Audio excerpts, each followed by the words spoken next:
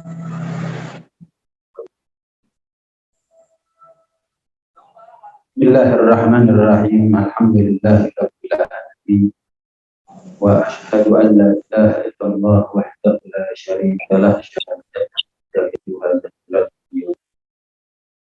wa asyhadu anna sayyidana Muhammadan abduhu wa rasuluhu afdalul anbiya wa sayyidul mursalin. Allahumma salli wa sallim wa barik wa karim wa haddid wa azim ala sayyidina wa habibina wa syafi'ina wa qurrati a'yunina wa maulana Muhammad wa ala alihi wa sahbihi ajma'in wa la hawla wa la quwwata illa billahi al-'aliyyil 'azim. Amma ba'd. Subhanaka la ilma lana illa ma 'allamtana innaka antal 'alimul hakim. Rabbi shrah li sadri wa yassir li amri wa uqdatam min lisani yafqahu qawli wahdi qalbi wa saddid bihi lisani. Allahumma arinal haqqa haqqan warzuqna ittiba'ah wa arinal batila batilan warzuqna waj'alna minal mustaqimina al-qawla fayattabi'una ahsana. Nawaitu ta'allum wa ta'lim wa tadhakkur wa tadhkir wa nahwa wa ittiba' wal ibadah wal istifadah wal hasan la tamassuki bi kitabillah wa sunnati rasulih wa du'a ila al-huda wa dalalata 'ala al-khair ibtigha'a wajhillahi wa mardatihi wa qurbihi wa thawabihi subhanahu wa ta'ala wa sallallahu ala sayyidina Muhammad wa ala alihi wa sahbihi wasallam walhamdulillahi rabbil alamin. Assalamualaikum warahmatullahi wabarakatuh. Qala al-musannif rahimahullah wa nafa'ana bihi wa bi ulumi fid dharain amin radhiyallahu anhum.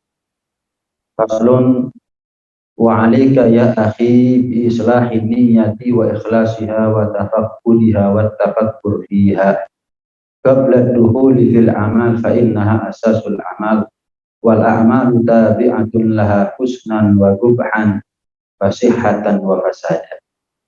Setelah kita bahas tentang perkara-perkara yang berkaitan dengan iman, dengan yakin, ada 3 cara bagi kita untuk menguatkan keyakinan dan iman kita. Ada 3 derajat keimanan seseorang, yaitu ada derajatnya ashabul yamin, ada derajatnya iman yang dimiliki oleh para muqarrabin, ada juga derajat yang paling tinggi daripada iman dan yakinnya manusia, yaitu derajat keimanan yang dimiliki oleh para siddiqin. Maka sampailah kita kepada pembahasan yang kedua, yaitu beliau Al-Habib Abdullah bin Alawi bin Muhammad Al-Haddad memberikan satu arahan kepada kita, yaitu wajib sepatutnya buat kita untuk senantiasa perhatian dengan niat dari setiap amal perbuatan.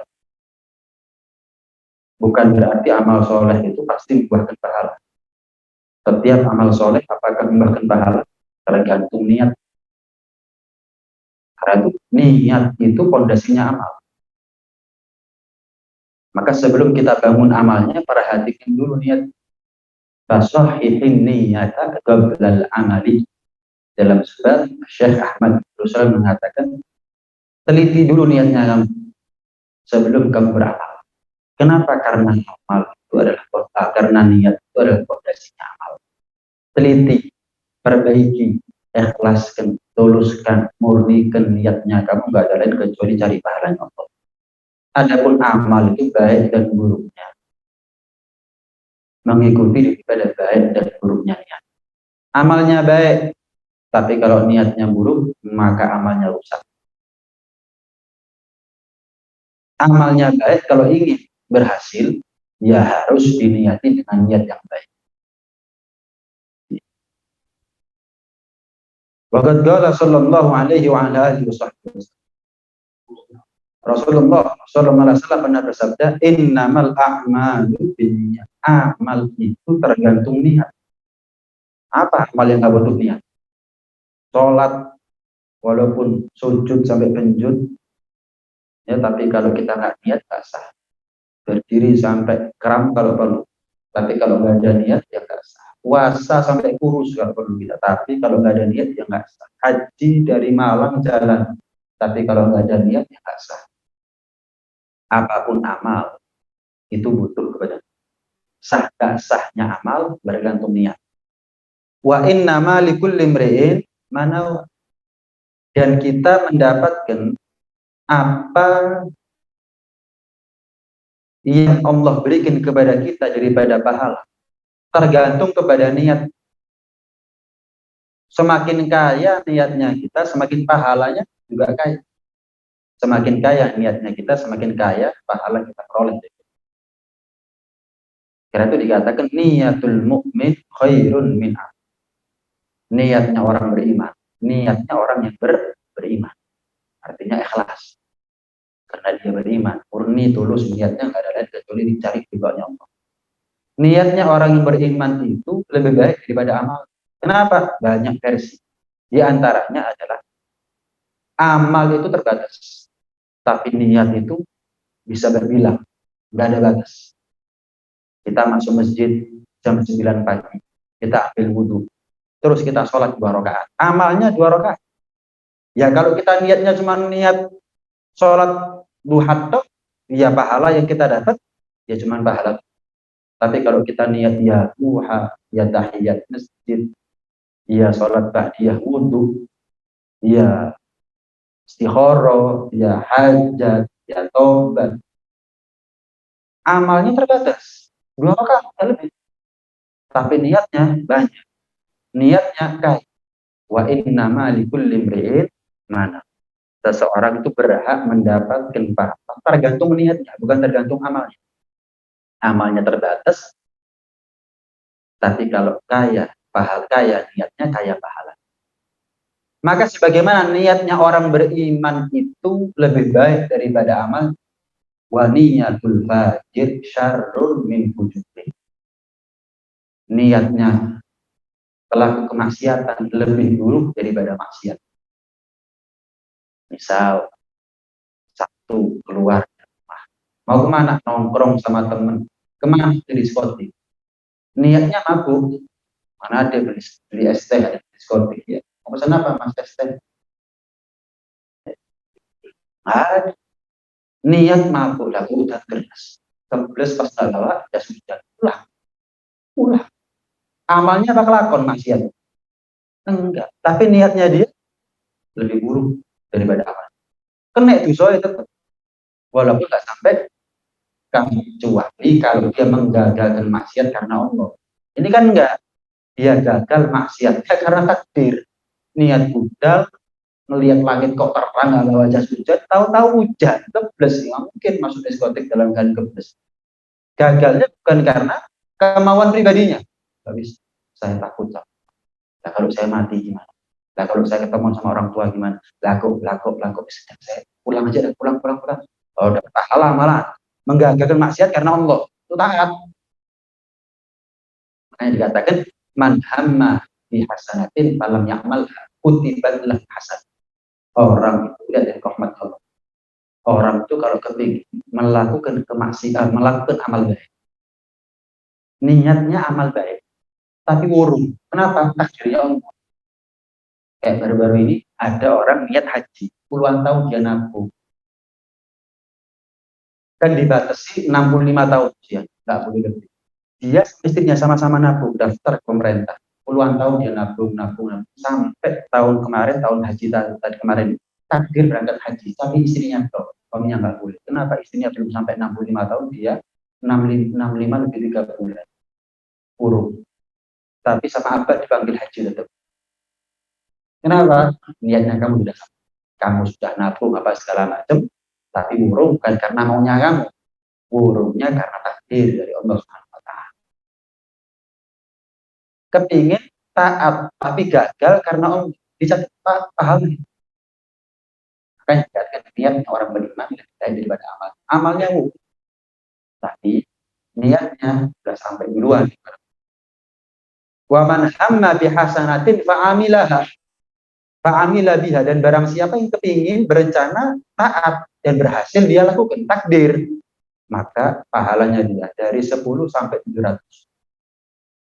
Dari 10 derajat, 10 kali lipat sampai 700 kali lipat. Bahkan ada beberapa amal ibadah itu pahalanya nggak ada hisab, pahalanya nggak hitungan, 700 derajat lebih. Seperti apa? Innama yuwaffas sabiruna ajrahum bighairi hisab. Pahalanya orang yang sabar itu nggak ada hitungan, nggak ada batas. Termasuk ibadah puasa itu pahalanya nggak pakai hitungan, nggak ada digit, nggak ada digitnya. Wa man hamma bisayyi'ati, tapi kalau orang itu rencana maksiat, falam ya'malha, tapi dia tidak mengamalkannya, alias urung, karepnya dia memang urung, cocok seperti yang mati suruh khotimah lah ya opo urung, kutibat lahu hasanah, tetap dia berhak mendapatkan pahala. Bukan kok niat maksiat kan elek, urung kan baik, kok berarti kan niat maksiat elek, diwurung no api, elek ketemu api ya kok kan begitu, tidak tetap dapat pahala. Ini rohnya Allah. Wa man hamma bi sayyi'ati wa amila biha, dan barang siapa yang kepingin maksiat dan berhasil dia lakukan, kutibat lahu sayyi'ah, dicatat bagi dirinya satu keburukan. Kepingin niat api, takdir 10 sampai 700 bahkan nggak ada hitungan. Tapi kalau kepingin maksiat kelakon, satu tok dosanya. Rahmat banget sama rahmat. Nah kalau Allah adil aja, sebagaimana pahala itu berlipat ganda, ya dosanya kita juga bisa dilipat ganda sama Allah. Pokok kelakon. Niat api kelakon, pahalanya berlipat ganda. Niat elek kelakon, ya pahalanya berlipat ganda. Niatnya orang jahat itu lebih jahat daripada kejahatan. Ngerampok niat mateni wong. Ternyata pas ngerampok tidur semuanya atau rumahnya kosong. Tetap pulang, walaupun tangannya bersih dari darah, tetap dicatat pahala dan tetap dicatat dosa membunuh orang. Kenapa? Karena dia tidak membatalkan niat jahatnya karena Allah. Ya karena takdir aja. Niat mati mungkin bawa tembak, bawa pisau, bawa segala macam. Ternyata rumahnya kosong. Aman. Takdirnya dia nggak kelakon kemaksiatan, tapi tetap dia berhak untuk mendapatkan hukuman dari Allah SWT. Kecuali kalau dia menggagal niat maksiatnya karena Allah. Tapi kalau gagal niat maksiatnya gara-gara Allah, gara-gara takdirnya Allah, nggak dapat. Kayak orang hujan tadi itu mau diskotik, nggak dapat. Tetap dia mendapatkan dosa. Nah, karena itu wa inna malikul limri'in manawa. Seseorang itu tergantung dari apa yang dia niat. Dia memperoleh apa yang dia niat. Ya. Gak mampu haji tapi setiap tahun niat haji. Setiap tahun berpahala haji. Haji kalau perlu setiap tahun tapi niatnya elek, sombong, pamer, sok, biar dihormati dan lain sebagainya, rusak, nggak dapat apa. Wa inna malikul limri'in manawa. Makanya dalam Al-Quran Allah itu gandengno antara perintah amal soleh dan perintah ikhlas, perintah ibadah dan perintah ikhlas. Wa ma umiru illa liya'budullaha mukhlishina lahu. Kita diperintah oleh Allah bukan sekedar ibadah, tapi ibadah yang ikhlas. Satu. Contoh yang lain, faman kana yarju liqa'a rabbih falyamal amalan sholihan wa la yusyrik bi ibadati rabbih ahada. Kalau kepingin ketemu sama Allah nanti di surga, selamat dari neraka nanti di akhirat, dua syaratnya amal soleh, dan jangan kamu sekutukan amal solehnya kamu kepada selain Allah. Ikhlas. Ala lillahi dinul khalis. Bagi Allah agama yang murni. Kita taat bukan karena manusia, bukan karena dunia, bukan karena jabatan, bukan karena penilaian manusia, tapi murni dia cari ridhonya Allah SWT. Ini yang dikatakan amalnya itu membuahkan pahala dari Allah Subhanahu wa Ta'ala. Bahkan dikatakan oleh Rasulullah SAW, akhlis dinak yakfikal galil minan. sedikit daripada amal, pokok niatnya ikhlas itu lebih baik. Yang paling penting itu adalah ikhlas.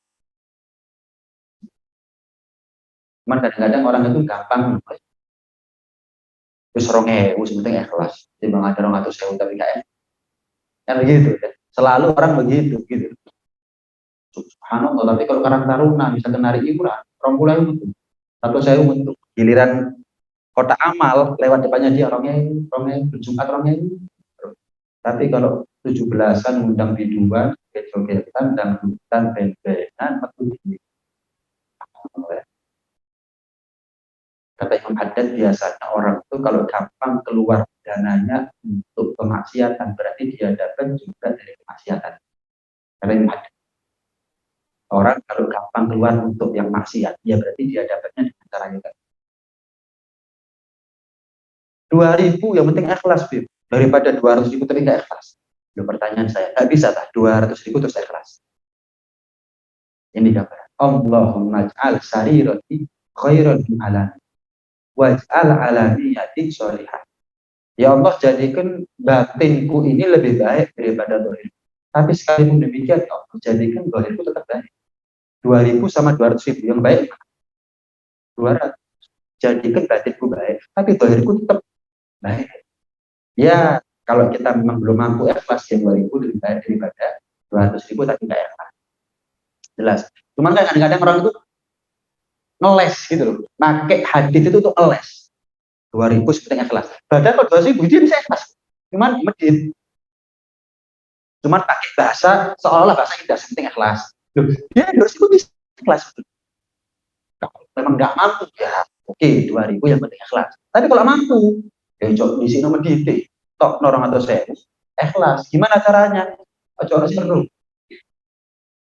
Uang 200 ribuan juga dilipat ya dibungkus sama uang 2.000-an atau 5.000-an manis. Jadi orang melihatnya kok kayak ini memang ini padahal jurune orang atau saya bisa ikhlas, bisa sedikit amal yang penting ikhlas itu sedikit amal yang penting ikhlas itu cukup. Rasulullah SAW juga bersabda, man ghaza fisabilillah, barang siapa yang perang jihad fisabilillah, walam yanwi illa igalah, nggak ada niat dia ketika jihad fisabilillah kecuali cari tali yang apa, talinya kuda, tali kekangnya itu kan kalau dijual mahal, ya, apalagi terbuat dari kulit, apalagi kalau baru. Dia perang fisabilillah, tujuannya dari itu. Ketemu diambil, cari dunia. Maka bagaimana? Fala umat. Maka dia pantas untuk mendapatkan apa yang dia niati. Ya. Pokoknya amal baik itu tergantung niat. Apakah amal baik itu membuahkan hasil atau gagal? Ceramah tujuannya apa? Oh, diregani wong. Ya gagal. Walaupun akhirnya baik. Ceramah tujuannya apa? Boleh amplop, gagal. Kalau nggak dikasih amplop nggak dapat lagi. Kapok. Oh, pikir bensin gratis. Kadang-kadang orang begitu. Pikir terus omongan begitu sebenarnya gitu. Pikir mondok gratis. Dodol lagi di sini. Ini jualan namanya. Ini saya pernah saksikan di YouTube, gitu.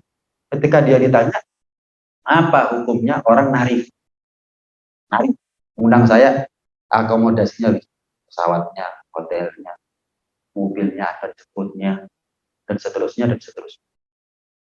Ketika dia ditanya jawabannya apa? Nah saya mondok kan nggak gratis. Saya beli kitab kan nggak gratis. Ya, enak dia ngomong. Dia tak dodolan. Kamu ini kerja sama manusia, bukan kerja sama Allah kalau gitu. Nih, ini enak loh orang sama. Dipikir ini nggak cerdas orang bulu. Ya lupa dia kalau sudah terjun menjadi dai. Dia terjun menjadi dai. Itu adalah kerja sama Allah, bukan cari rezeki. Umur 4 bulan sudah santai, nggak lebih nggak kurang rezeki. Bukan cari kaya, cari pamor dan sebagainya. Cari itu Allah selesai.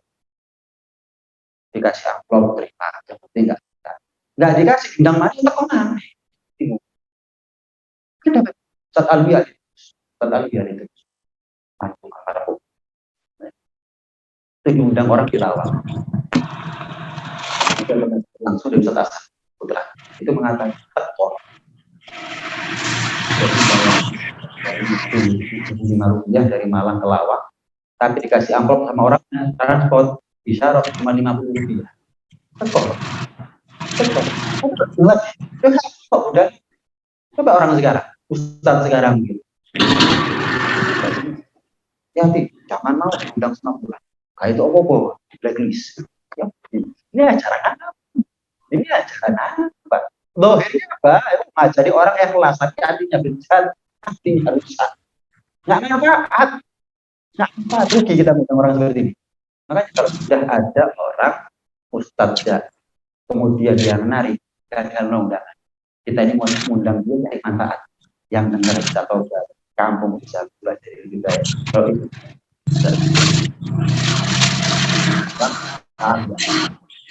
salah masuk penarik 10.000 kan mungkin kan itu narik mahal-mahal kan begitu untuk nunjuk saya ngajar niatnya dunia belajar niatnya juga dunia apa asal hadir pengajian berdoa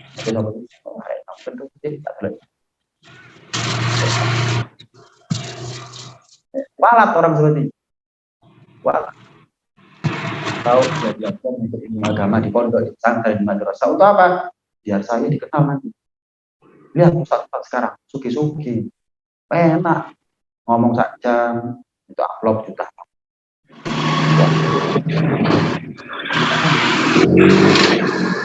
ulangannya ini saya mondok tak ulangan ini nggak stres loh akhirnya baik tapi saya pernah didatangi ke orang antarkan anaknya untuk mondok bilang sama saya saya kepingin anak saya ini pintar ceramah oh kalau begitu jangan masuk pondoknya saya cari kursus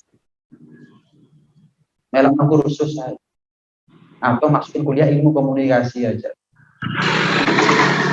nyetak orang ceramah saya nyetak orang pintar sebisa mungkin saya berusaha untuk nyetak murid yang hanya nyetak apa maksudnya pamor popularitas tapi itu kan orang tuanya terangkat gara-gara anaknya karena ceramah terus kaya mungkin terkenal misalnya kan masuk YouTube masuk TV nasional itu saya nggak terima niatnya orang tuanya sudah nggak beres hari ini kan mestinya saya masukkan biar anak saya nggak bisa wudhu jadi bisa wudhu yang nggak bisa sholat biar pintar biar ikhlas tadinya baik saya udah ceramah alamat ini banyak dan itu udah gitu. Kecewa orang tua sekarang kalau anaknya nggak ceramah tuh kecewa izin tuh apa anak saya cuma ngajari alim batak ya apa sih orang sudah apa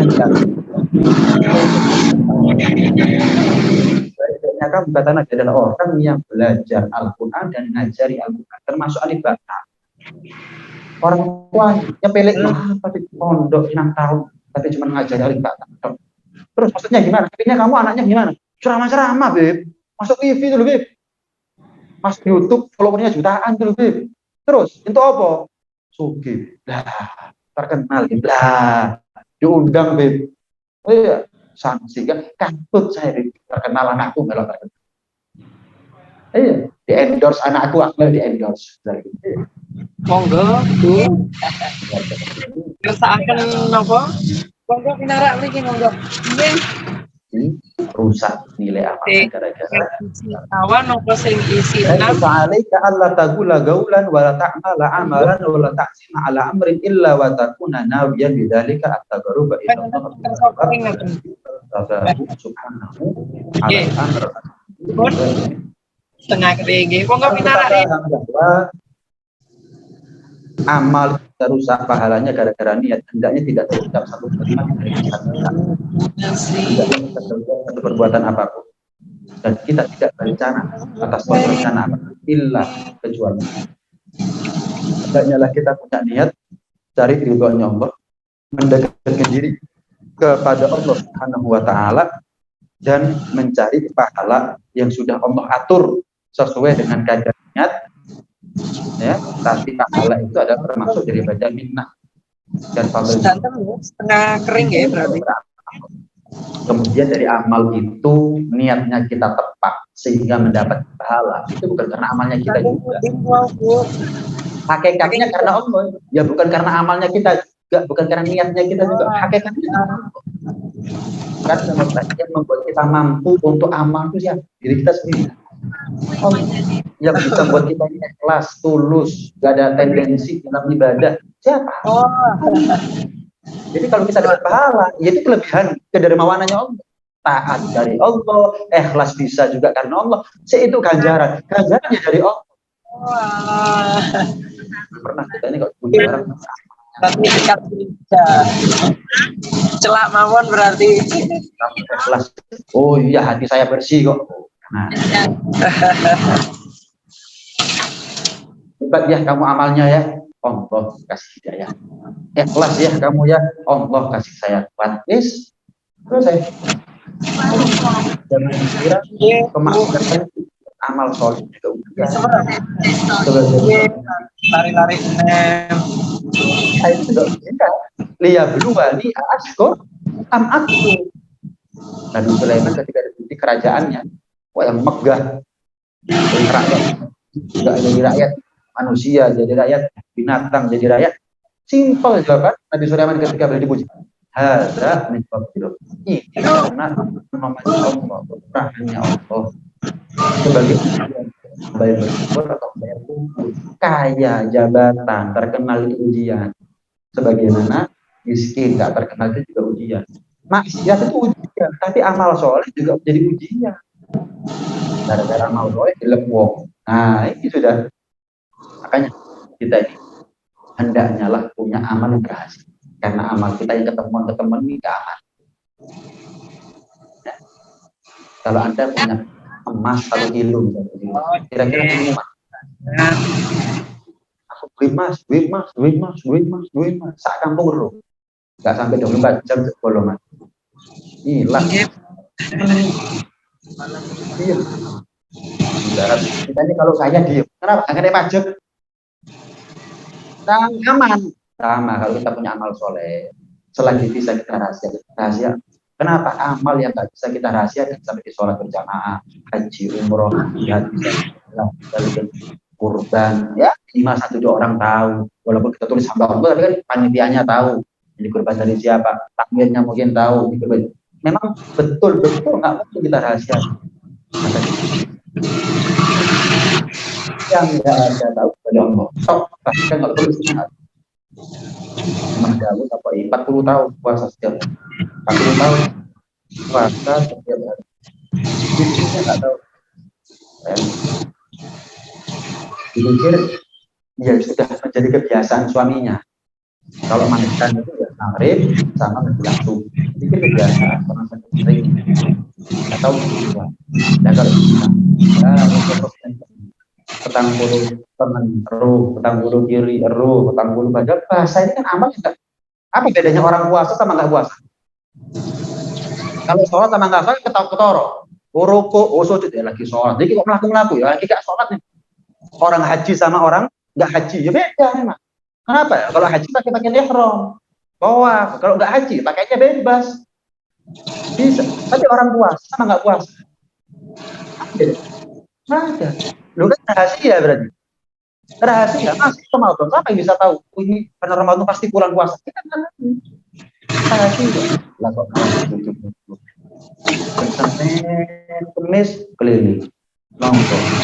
Silaturahmi. Padahal berharap ditawani mangan awak sholat. Oh, sholat. Di Kamis juga begitu, keliling. Berharap tujuan apa nih pada dahar nopo puasa lah iya dan Selasa Rabu atau silaturahmi lah Senin Kamis silaturahmi apa halus sebetulnya halus itu harus ketemu dulu di puisi 4 kalau yang lak sinan 19 ada orang itu tanya kemudian dia nolak kamu yang mancing orang tanya yang mancing orang tanya Giliran nggak poso, nggak tahu keliling. Giliran poso keliling silaturahmi rasanya. Kamu yang mancing orang tanya. Rahasia, rahasia. Nggak ada aman tuh dari amal ibadahnya kita ini kalau akhirnya semuanya tahu orang itu. Cerita lagi, ada budak, gitu. Ada budak, dan ada pembeli. Budak ini ngomong sama si pembeli, bakal tuan yang baru. Tuan, kalau memang jadi saya jenengan beli, saya mengajukan 3 syarat. Apa itu? Jangan perintah saya kalau saya tengah malam. Jangan perintah saya kalau saya tengah malam. Oh, pikirnya si bakal tuan itu, oh minta istirahat maksudnya. Oh, jam rolas, jam loro ditangani di ruang kerja. Oh, siap. Sudah manusiawi lah, orang itu butuh istirahat. Yang kedua, saya butuh kamar, tempat tinggal. Oh, siap. Saya kasih kamar, nanti ada tempat tinggal buat kamu khusus. Yang ketiga, kalau saya sudah di kamar, kalau saya lagi di kamar, nggak boleh ada orang masuk. Saya lagi tidur di kamar, misalkan tengah malam, nggak ada orang boleh masuk. Setuju enggak? Oh, pikirnya untuk Dimas.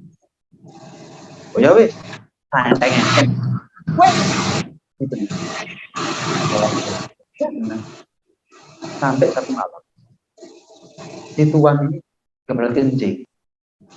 Mungkin jadinya sama kamarnya si budak. Kamar kencok.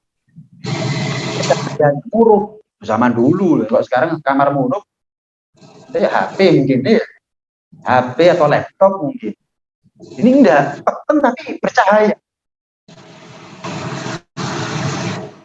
Deketi, buka tabirnya, pincang. Ada kindil itu apa? Ini barang tapi dari langit tembus. Jadi langit buka, atap rumah ini buka. Oh.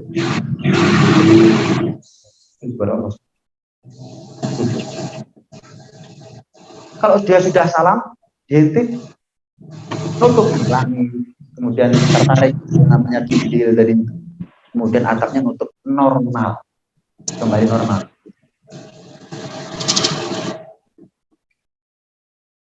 Tidak percaya ya, coba lagi ini tuan masuk neraka, budaknya masuk surga. Kalau kita ada tuan, ada budak, dan buat Allah, tuan itu yang menuhankan Allah. Tuan di sisi Allah itu adalah yang memperbudak dirinya untuk, tapi budak di sisi Allah adalah yang memperbudak dirinya untuk selain Allah, tapi dia memperbudak dirinya untuk harta dunia, jabatan. Ini budak. Sekalipun dia budak, tapi dia menuhankan Allah. Tidak menuhankan, ini adalah Tuhan. Ini adalah Tuhan. Ini salah. Tidak ada orang ini bukan budak, ini Tuhan. Ini Tuhan.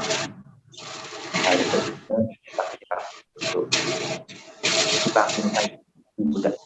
Sayyid itu bukan keturunan Nabi, Tuhan. Ya Sayyidi, wahai Tuhan, kaget tidak. Duh, pun ngotot jenengan. Bu, Pak, pun ngotot jenengan Tuhan. Enggak, saya bukan kamu. Kenapa itu? Enggak, wis. Memang kamu sudah niat rahasia, tapi Allah yang buka. Allah yang mudah itu, wis kamu merdeka mulai sekarang. Kamu merdeka mulai sekarang. Oh, terima kasih. Saya boleh masuk kamar saya, boleh. Yes, tak betul. Kalau dia itu, dibuka, sujud, meninggal. Geletak, dibangunkan, dibuka, geletak, meninggal. Yang kita tangkap ceritanya apa? Ya Allah, aja.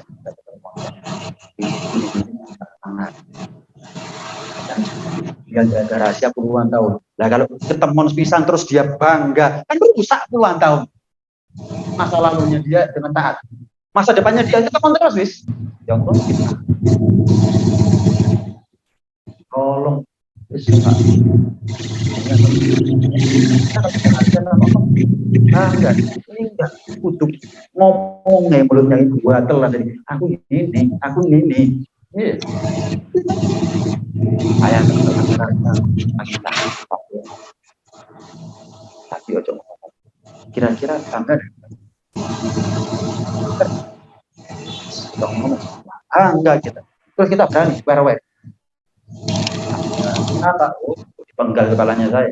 Bilang rahasia. Kita kok malah dibongkar. Kita kok berani sama kenapa? Ya sama Allah, bahkan kita nggak punya rahasia sama Allah. Kalaupun kita punya rahasia sama Allah, mulut ini gatel untuk arwah. Alhamdulillah. Walaupun bahasanya bahasa Islam, alhamdulillah masih dikasih hidayah untuk tahajud. Coba menolak lari ya. Alhamdulillah masih dikasih hidayah untuk tahajud. Itu ada mungkin kita ada punya kebiasaan tahajud. Ya, ini jebakan kadang-kadang. Ini halus mainnya setan. Kita punya kebiasaan. Kemudian ada sebelum kita tidur atau pas kita tidur ada orang WA atau chat SMS rakaat mau tidur lagi misalkan ya karena belum subuh buka HP mungkin dia ngechat jam 11 jam 12 kita sudah tidur kita bangun jam 2 jam 3 rasanya kudu bales sih iya sehingga nanti yang balas yang ngechat pertama itu loh itu dibales jangan dibales kawan itu gatel tangannya kita itu pasti kita loh saya nggak niat Beb salah ojo ngakali awal ini udahlah coba kalau kamu balas jam 7 pagi ke 8 pagi kenapa sih apa jaturan langsung balas yang enggak Beb ya apa ayo lah jujur lah aku diri gak usah ngomong deh jujur lah aku diri sebenarnya ada itu aja nah kok kita balas lah iya kamu balas jam 2 jam 3 diwocok apa niatnya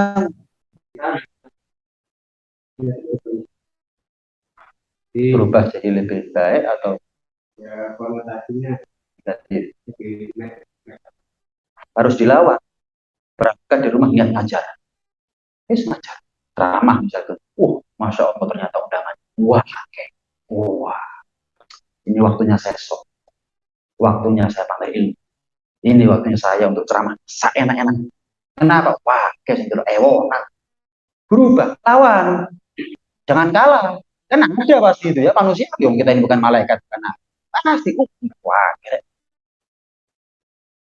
sehingga dia wah semangat gitu semangat dalam makna yang positif ada semangatnya dalam niat yang nggak tepat sekno wong macam-macam dah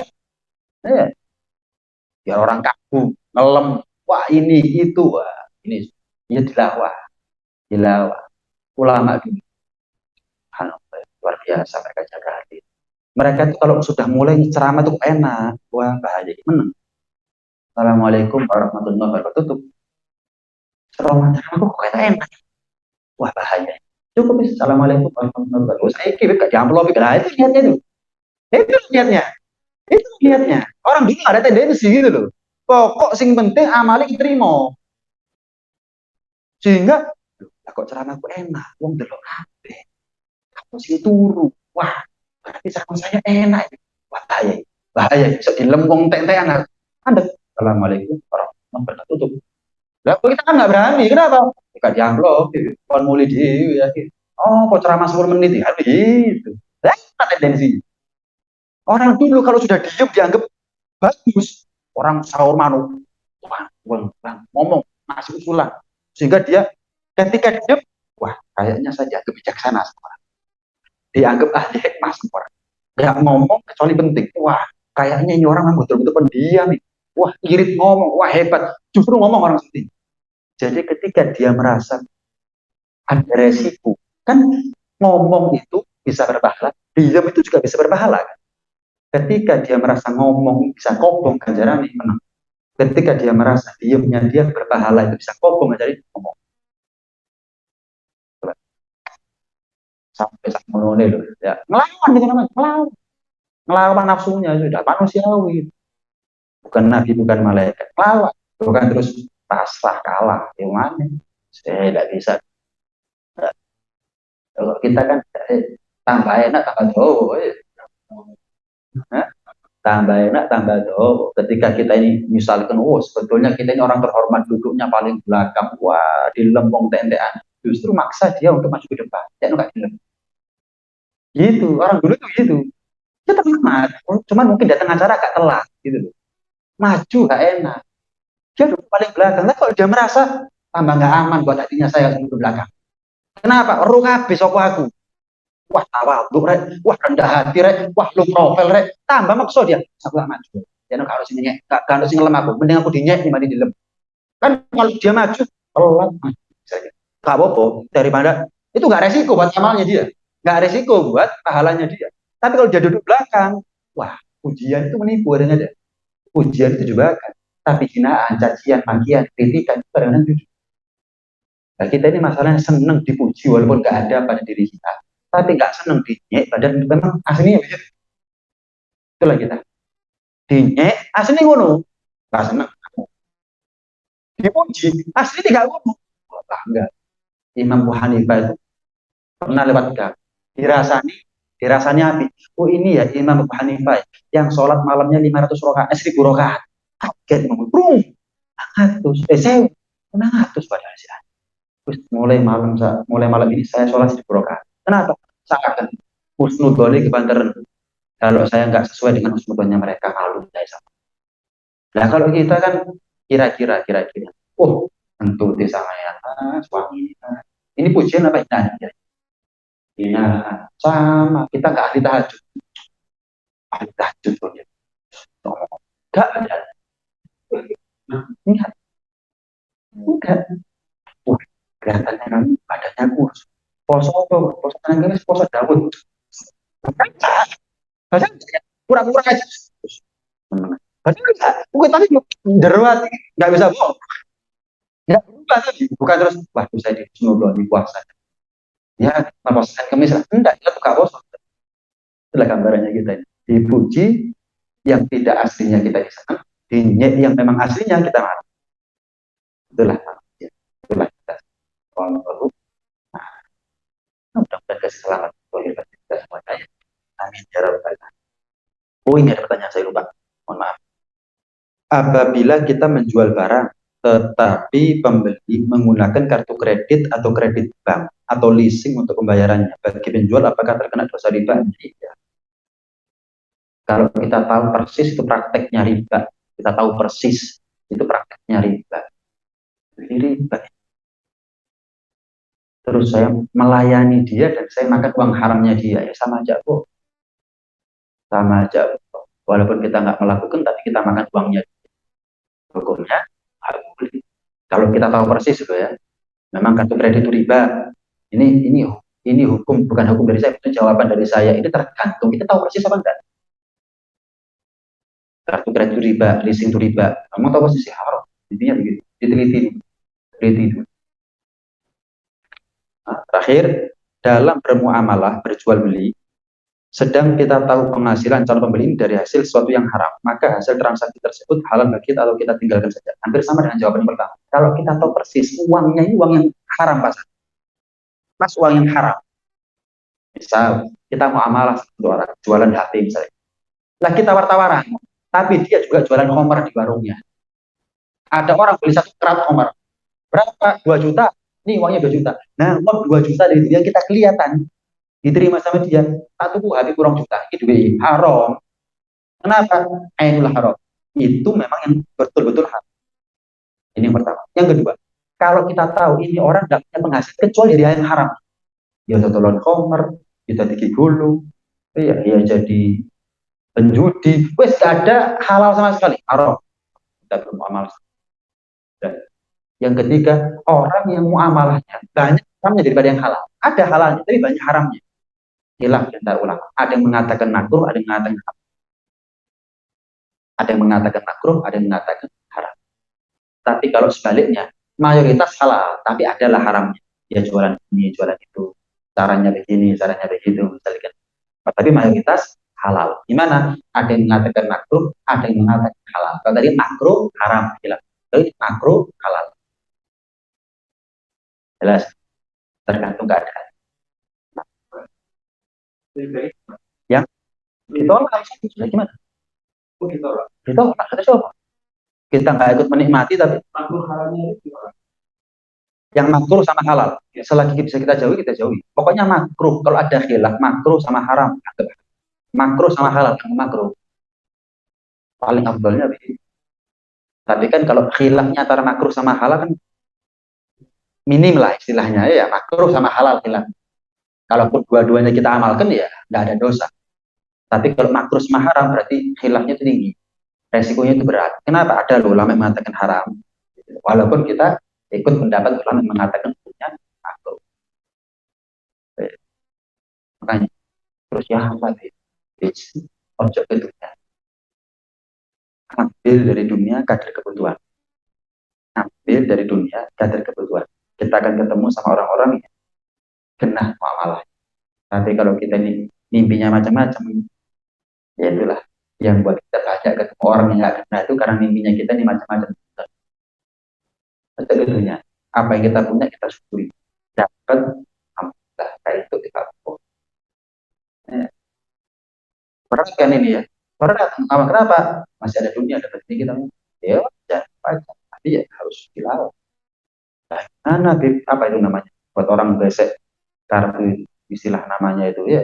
Ya wes jangan pakai dipakai lagi. Kenapa? Ya kalau dari kartu debit nggak ada masalah. Tapi kalau dari kartu kredit, nah ini sudah. Jadi kalau kartu kredit rata-rata bunga. Ya utang kan bayarnya ke bank kan ya ada bunga, alhasil repot memang. Ya inilah fitnahnya zaman. Nah, kalau kita nggak betul-betul mantap ilmunya, ya berat. Dan ilmu itu ya tadi bilhah. Kata Imam Syafi'i, dengan ilmu orang yang linglung, orang yang bingung jadi ketemu jalan. Jadi dunia kita sekarang ini ngenteng nawa ide. Walaupun kita ini, oh, tadi kita mau berilmu, ketemu jalannya, ketemu jalan. Pokok kita kalau kita ketunyan, wah yang haram jadi halal semuanya. Dianggap darurat kabeh, guys. Tapi kalau kita nggak ketunyan, mimpinya nggak mulus-mulus biasa. Itu gue nabung, tunggu, tenang. Nggak ada masalah. Bermuamalah dengan non muslim nggak ada masalah. Tapi kembali kepada profesi dia apa, kembali ke permasalahan tadi itu. Bermuamalah dengan non muslim nggak ada masalah. Tapi kalau dia penjual homer, dia punya lokalisasi, dia punya bank, dia renten, ya kembali ke contoh tadi itu. Halal KB, haram KB, haram lebih banyak atau halal lebih banyak. Kembali ke situ. Jelas nggak? Nggak ada masalah, nggak tahu. Nggak ada masalah. Sama seperti kita muamalah sama muslim, non muslim dengan muslim kita muamalah sama. Kan bisa jadi yang muslim juga makan uang haram. Tapi kan kita nggak tahu. Bermuamalah sama non muslim, ya dia juga kita nggak tahu dia dapat uang dari mana. Nah, non muslim apa kerjaannya haram semuanya kan begitu ya.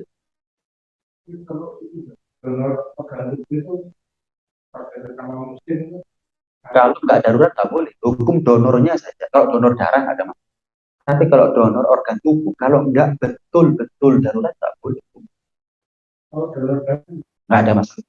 Nggak ada masalah. Cuma kalau kita menerima, kita mendonorkan nggak ada masalah. Permasalahannya, naudzubillah kalau kita butuh darah, ya ini masalah. Ini ada darahnya non muslim yang makan babi, makan homer, makan anjing, makan kelelawar, makan macam-macam. Ini yang repot. Makanya orang Islam itu punya bank darah sendiri. Perlu. Itu kewajibannya Menteri Agama itu sebetulnya. Orang Islam punya. Ya apa? Percuma kita ini akhirnya jaga yang haram kalau kita ini kapan butuh darah dikasih harta apa kasih darahnya yang haram. Mau gimana aja? Ini ngomong ini radikal sudah. Radikal, guys. Repot. Kita ini jaga yang haram, tentean, begitu naudzubillah kita butuh darah, orang enak wae ngambil darahnya siapa? Lah kita butuh darah juga. Ya memang darurat, nggak apa-apa darurat. Cuman kan jangan dianggap gak ada resikonya, gitu lah. Ada resikonya itu. Lo nggak tahu, tahu. Memang nggak tahu, itu nggak berdosa.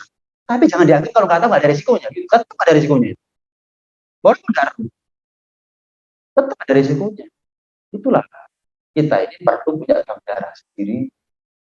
Perlu itu sudah. Iya, Nah, itu kan bank darahnya kan umum masalah. Untungnya kita hidup di Indonesia.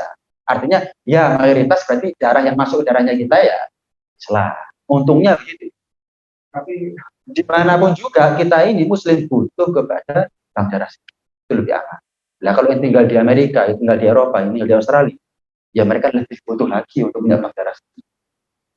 Butuh lebih butuh lagi. Kita aja butuh kita ini karena nggak nyamin. Oh ya, Bib, terima dari Muslim darah juga belum tentu, Bib. Ya iya, meminimalisir. Iya nggak jamin memang, cuman darahnya orang kafir sama darahnya orang Islam, yang lebih minim resikonya yang mana? Ayolah, yang bisa diajak mikir gitu loh. Tahu saya, nggak jamin nih, kafir nggak jamin, tapi yang lebih nggak jamin darahnya orang kafir. Jadi, tahu saya nggak jamin, cuman meminimalisir risiko itu tugasnya kita. Pasti nggak pastinya urusan Allah, takdir urusan usaha yang terbaik. Darah Muslim sama darah kafir, kalau bisa darah Muslim sama darah kafir.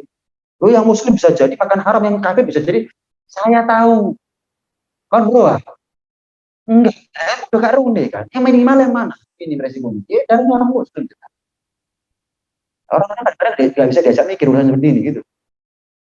Saya ngomong pakai dalil, dia ngomong pakai logika dan itu kan kode-kode gak runde, ya saya tahu. Cuman yang minimal itu yang mana? Di mana-mana juga begitu. Seperti saya bahas kan, yang berilmu belum tentu masuk surga. Oh, ya, sing sholat belum mesti masuk surga. Ya, apa sholat? Ya, apa? Lah kamu kerja pasti kaya? Enggak, lah masuk. Wong sing saka kerja kurang mesti sugih, ya sama. Kami tugasnya kerja meminimalisir risiko itu susah. Ya kadang kerja itu susah. Kenapa? Ya itu sudah kontaknya sama. Kita bukan tugasnya menjamin, tugasnya hanya meminimalisir risiko. Wallahu a'lam. Rabbana anfa'na bima 'allamtana, rabbi 'allimna alladhi yanfa'una, rabbi faqihna wa faqih ahlana wa gharabatin lana fi dinina ma'al kutri untha wa dzakar. Rabbi wa fikna wa fikhum lima tartabi qawlan wa fi'lan karama wa razuqil kulla halalan daima wa khilla atqiya ulama nahdha bil khair wa kulla syar. Rabbana aslih lana kulla syurun wa aqirra birridha minkal uyun waqdi anna rabbana kulla duyun qabla an ta'tiyana rusulan manun waqdir wastur akramu man satar wa salatullahi taqshal mustafa man ilal hayyu da'ana wal wafa في كتاب فيه للناس الشفاء وعلى الآل الكرام شرفاء وعلى صحب مصابيح القرر اللهم اهدنا بهداك واجعلنا ممن سارم برضاك ولا تولنا وليا سواك ولا تجعلنا ممن خالف أمرك وعصاك وحسبنا الله ونعم الوكيل ولا حول ولا قوة إلا بالله العلي العظيم وصلى الله على سيدنا محمد وعلى آله وصحبه وسلم والحمد لله رب العالمين. الفاتحة. Alhamdulillah.